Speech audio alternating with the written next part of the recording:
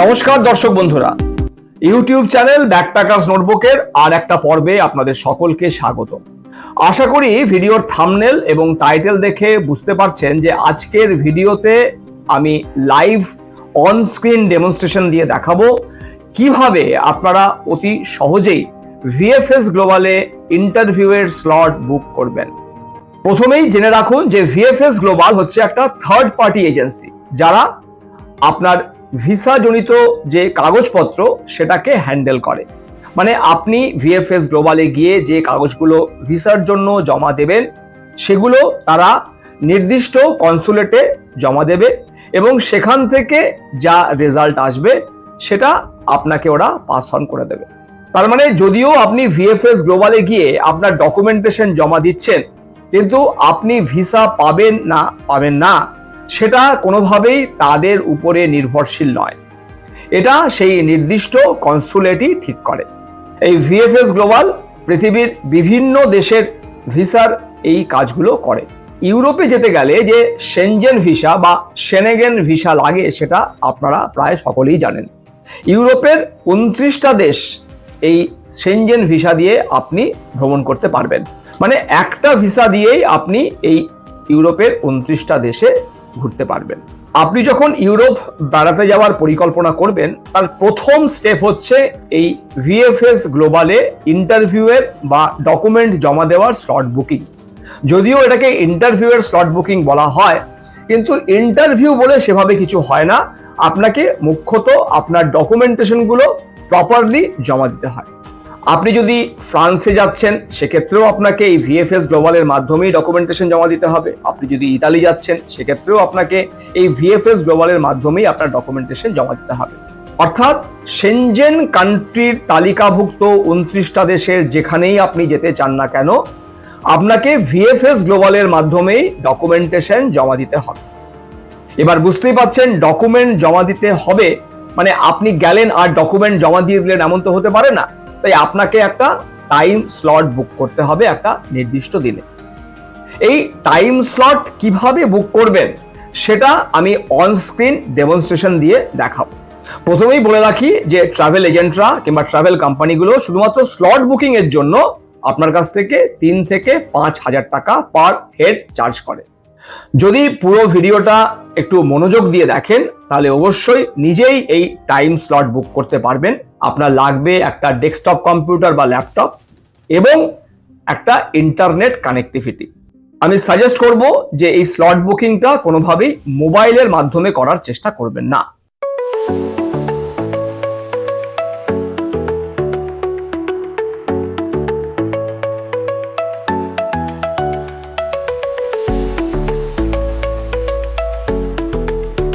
আজকের ভিডিওর মূল যে বিষয়টা অর্থাৎ on screen demonstration how to book your slot in VFS global for Shenzhen visa, সেইটাতে যাওয়ার আগে এই কোন দেশের মাধ্যমে আপনি সেনজেন ভিসা আবেদন করবেন, কি ধরনের সেনজেন ভিসা আপনি আবেদন করবেন এবং আপনার কাছে কি কি ডকুমেন্টেশন এই বুকিং এর সময় থাকা দরকার সেটা আগে বলে নিই।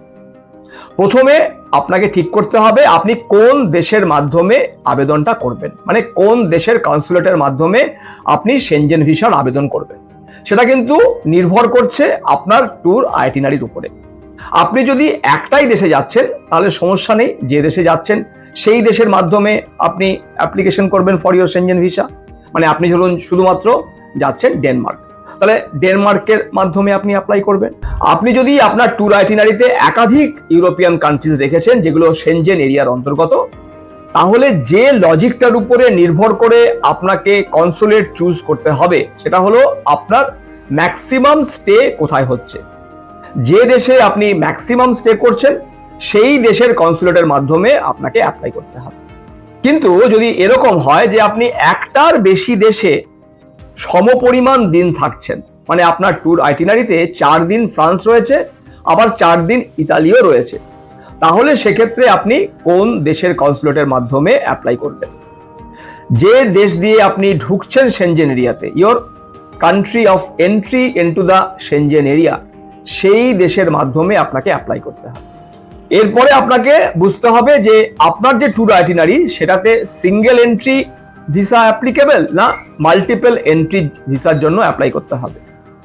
যদি আপনি সেনজেন এরিয়ার মধ্যে যে কান্ট্রিগুলোতে ঘুরছেন তার বাইরে বেরোচ্ছেন না, এবং সেনজেন এরিয়াতে যে কান্ট্রিতে ঢুকছেন সেনজেন এরিয়ারই অন্য কান্ট্রি থেকে আবার ব্যাক করছেন, সেক্ষেত্রে আপনাকে সিঙ্গেল এন্ট্রি হলেই হবে।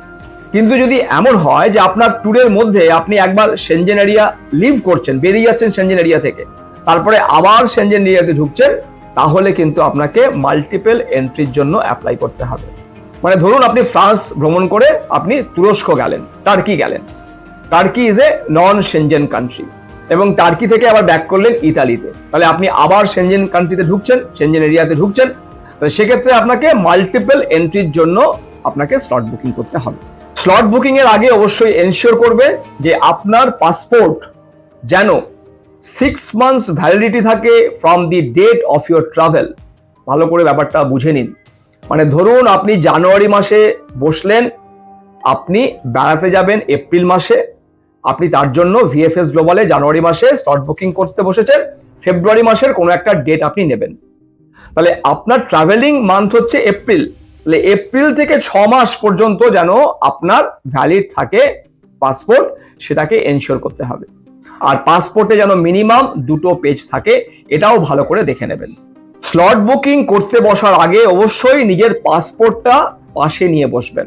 স্লট বুকিং এর সময় আর যে জিনিসটা আপনাকে মাথায় রাখতে হবে সেটা হচ্ছে আপনি যে স্লটটা নিচ্ছেন, যে ডেটে যে স্লটটা নিচ্ছেন তার আগে আপনার সমস্ত ডকুমেন্টেশন আপনি হাতে পাবেন কিনা সেটাকে এনশিওর করে নিন। মানে ধরুন আপনি আজকে বসলেন স্লট বুকিং এর জন্য এবং বুকিং করতে গিয়ে দেখলেন যে আজ থেকে 7 দিন পরে একটা স্লট খালি রয়েছে, আমি সেটা নিতে পারি, কিন্তু আপনাকে এনশিওর করতে হবে এর মধ্যে আপনার কাছে যেন এই ভিসা আবেদনের জন্য ডকুমেন্টস সমস্ত কিছু থাকে।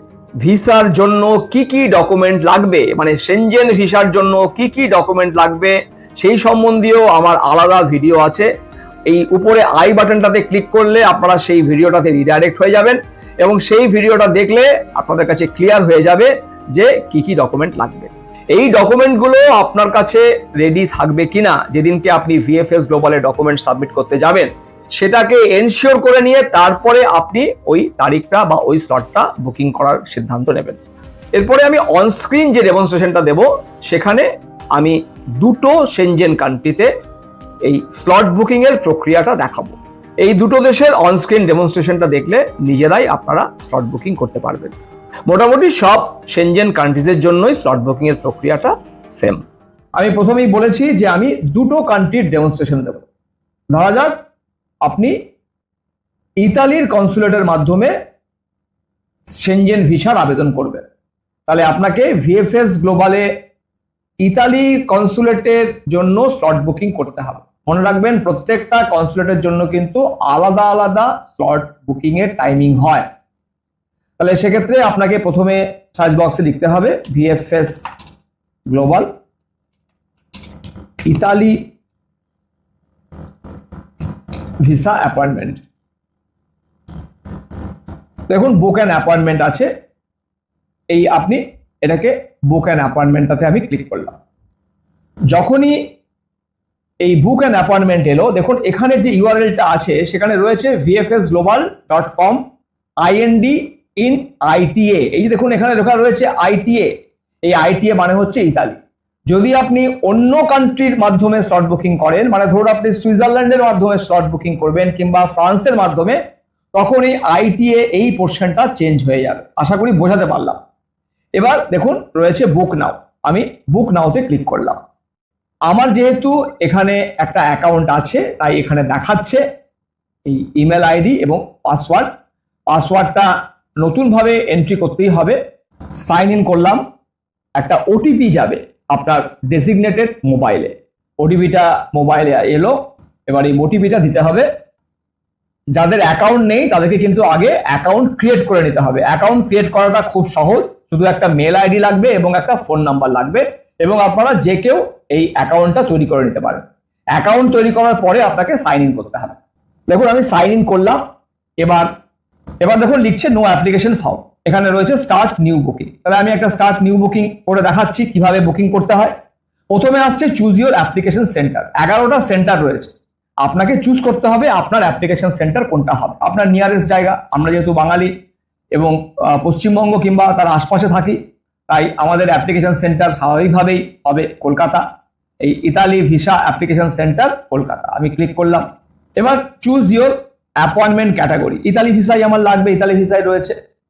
Choose your sub category, sub category আপনি কি এমপ্লয়মেন্টের জন্য যাচ্ছেন, বিজনেসের জন্য যাচ্ছেন, holding previous Schengen visa, family reunion, invitations, medical treatment, mission diplomatic, others, reentry, religious, research, self employment, sport, study, tourism, European citizen relative. যদি আপনি প্রিভিয়াস সেনজেন ভিসা থাকেন ট্যুরিজমের, তাহলে আপনি এটা ক্লিক করবেন। তা না হলে আপনি ট্যুরিজম ফার্স্ট ইস্যুয়েন্স, মানে প্রথমবার আপনি ট্যুরিস্ট হিসাবে সেনজেন কান্ট্রিজে যাচ্ছেন, ইতালি ভ্রমণ করবেন, তাই এখানে ট্যুরিজম ফার্স্ট ইস্যুয়েন্সে আপনাকে সিলেক্ট করতে হবে। এবার এটা সিলেক্ট করার পরে দেখিয়ে দিচ্ছে আর্লিয়েস্ট অ্যাভেলেবেল স্লট হচ্ছে 3rd জুলাই। আজ হচ্ছে 17ই মে, 3rd July earliest available slot রয়েছে যদি একজন অ্যাপ্লিকেন্ট হয়। আর যদি দুজন অ্যাপ্লিকেন্ট হয় তাহলে আরো 4 দিন পরে 7th July earliest available slot রয়েছে। এরপরে আপনাকে কন্টিনিউ করার পরে প্রথমে আপনি আপনার নাম দেবেন, যেমন আমি আমার নাম দিলাম, তারপরে লাস্ট নেম দেবেন, তারপরে জেন্ডার দেবেন, ডেট অফ বার্থ আপনাকে দিতে হবে, তারপরে ন্যাশনালিটি সিলেক্ট করতে হবে আপনাকে, তারপরে আপনাকে পাসপোর্ট নাম্বারটা দিতে হবে, এক্সপায়ারি, কন্ট্যাক্ট নাম্বার। দেখুন যেহেতু আমি যে কন্ট্যাক্ট নাম্বার দিয়ে এখানে লগ ইন করেছি সেগুলোই অটোমেটিক্যালি এখানে চলে এসছে। এবার আপনাকে অ্যাড্রেস দিতে হবে। এখানে অ্যাড্রেসে কোনো যেমন ধরুন আমার অ্যাড্রেস 4/25, 4/25 লেখা যাবে না, কারণ এটা অ্যালাউ করবে না, স্পেস দিয়ে লিখতে হবে, ওয়েস্ট বেঙ্গল টানা লিখতে হবে। এবার সেভ করতে হবে। এই সেভ করার পরে আপনাকে অ্যাড অ্যানাদার অ্যাপ্লিকেন্ট আপনি করতে পারেন, যদি মনে করেন আরো একজনকে আপনি অ্যাপ্লিকেন্ট হিসাবে যোগ করবেন। এখানে দেখুন এই service fee of INR 537 is applicable to attend VFS center. However, please note, visa fee will be collected at the center and it is not part of VFS service fees. Check the VFS Global or Embassy websites for further information. মানে আপনি slot booking এর জন্য, মানে VFS গ্লোবালে slot booking করে যে documentation জমা দেবেন তার সার্ভিস ফি হচ্ছে 537 টাকা। আর আপনার কাছ থেকে নেওয়া হয়, মানে এই ট্রাভেল কোম্পানিগুলো, ট্রাভেল এজেন্টরা মোটামুটি পার পার্সন 3 থেকে 5,000 টাকা চার্জ করে। এরপরে আপনি যদি কোনো আলাদা অ্যাপ্লিকেন্ট অ্যাড করতে চান, এখানে অ্যাড আলাদা অ্যাপ্লিকেন্ট করবেন, নাহলে করবেন না। এরপরে আপনি কন্টিনিউ করবেন।